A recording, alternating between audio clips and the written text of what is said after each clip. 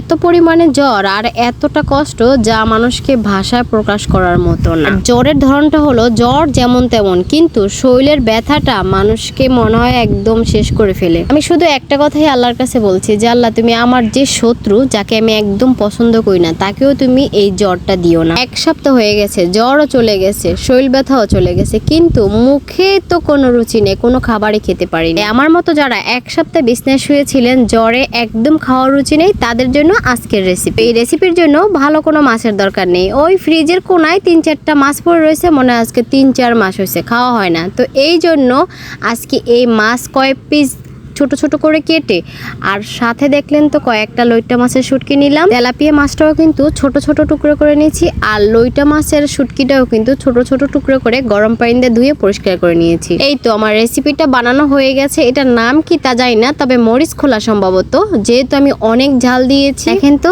দেখতেই কত ভালো লাগতেছে না? মনে হয় অনেক দিন পর পেট ভরে কটা ভাত খেতে পারবো, আলহামদুলিল্লাহ। কার অপেক্ষা করতে পারলাম না, প্লেটে ভাত নিলাম, আর সেই মজাদার তরকারি নিলাম, আর নিলাম একটু শাক ভাজি, কলমি শাক এটা, ঠিক আছে। আর নিলাম 1 টুকরো লেবু।